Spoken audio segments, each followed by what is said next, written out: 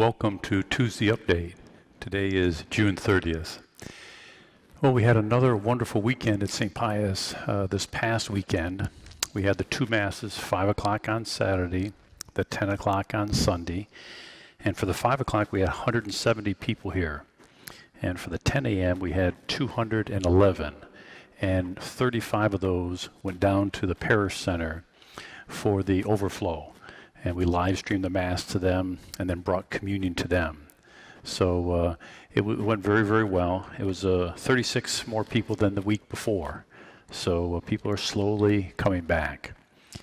You know, we've got our safety measures in place, and I feel good about what we're doing and keeping people safe. It's an inconvenience for you, I know that. But as I mentioned a couple weeks ago, if all of what we're doing can prevent one person from getting this COVID disease, it's all worth it. It's all worth it. So we're going to continue to do our safety measures to keep you as safe as we possibly can. And again, I know you probably get sick of me saying this, but for those of you who are vulnerable, please stay home. Please stay home. We don't want you taking a chance with your health.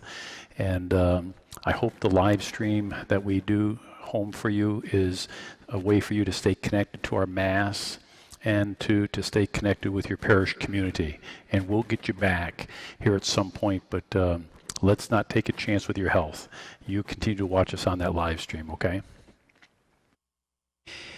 I'm very, very grateful to our ambassadors. So we had a new team of ambassadors for this past weekend.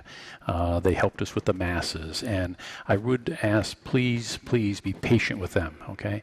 Because they're volunteers, and we've trained them up. They're trying to keep all of us as safe as we possibly can be, and but this is all in progress, right? We're still figuring out how to do things, how to do them better. But please be patient with them. I know you will be. And we're always looking for new ambassadors. We want to have several Sunday weekend and Saturday night weekend ambassador teams. So if you might be willing to help us, we'll train you up on how to do it and what we're doing. But let us know. Maybe give Kirsten, our secretary, an email or a call, and we'll get you in the loop, because we want to kind of continue to build up our weekend ambassador teams. They're the most critical right now. And we're also building up some baptismal ambassador teams and wedding ambassador teams and funeral ambassador teams as well. So we're going to need your help if you can help us with that.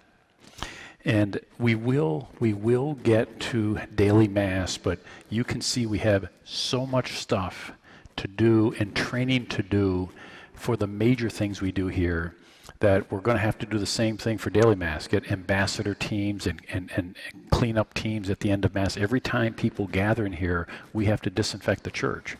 And so that takes a lot of person power to do that. So we'll get to daily Mass, but it's going to be a while. If you want to go to daily Mass, Blessed Sacrament in Albany, 607 Central Avenue, they have a 7 a.m. and a 12 noon. And somebody just mentioned to me last week that St. Anthony's in Troy also has an early morning Mass, if that might be something that could help you.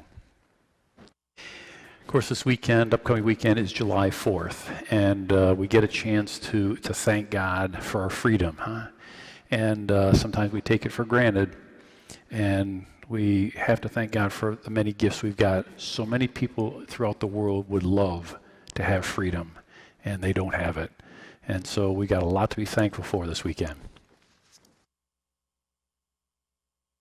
We need to keep our staff safe, and so our offices are closed. It goes against everything we typically would do. We are this welcoming parish. We love it when you come visit us in normal situations, but we're not in a normal situation with this pandemic. And so I would ask you to call us or email us if you can. If you have a need, you can get a hold of us, okay? Food collection. Remember, we typically would do that on the third weekend of the month. We would typically do it in July on the 18th and the 19th of July.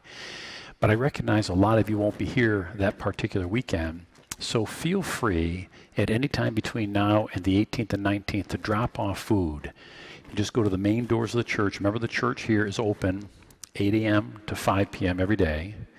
Come to the main doors, bring your food in. There's the little pantries back there. Either put it in the pantries or leave it on the floor. And then we'll collect it over these next 3 weeks and then bring it down to the food pantry, which is in great need of food at this time. I mentioned to you we've got a principal selection committee that I'm working with to get our new principal for our school, and we're going to be meeting tonight for the first time, our selection committee, and then we'll be meeting several times over the next several weeks to try and see if we can find a candidate for our school. We had 15 candidates express interest in being our principal, so keep us in prayer, if you will. We're going to be very, very patient. We're going to wait for the right person, and if we don't get it in this first wave, we'll throw the net out again. But we'll be patient. We're going to get the right person to lead our school. We're very, very proud of our school, and we're going to get the right person. But keep us in prayer as we go through that process of selecting a new principal. Remember, we try to pause at noon for prayer, and it seems like there's more and more things for us to pray about. I'm just thinking of some things here, just having to do with this past week. This past weekend we talked about couples who can't conceive and how difficult that is, and for single people who would love to meet a spouse and have children, but it's not working out for them. So maybe one time this week when you pause at noon to pray, that you might think of people who are struggling with infertility or the desire for children. Lately we got to keep praying for a greater respect for life, and now with the racism, for an end to racism, which is a violation of respect for human life. And this weekend we want to thank God for our freedom. So lots of things to pray for at noon when we pause to say a quick prayer. This weekend's mass is 2 masses, okay? So 5 p.m. on Saturday, 10 a.m. on Sunday, just the 2 masses, but we always have the overflow into the parish center if we need it. Once we hit our maximum capacity here in the church, we just ask people to go down there and we bring them communion. A little reflection. Remember, each week we try to reflect with some parishioners on a question, and so this week we've asked this question. What are your feelings about returning to Mass? What are your feelings about returning to Mass? So Larry Oswald says, I notice that Mass, and the Eucharist especially, is more deliberate and intentional for me.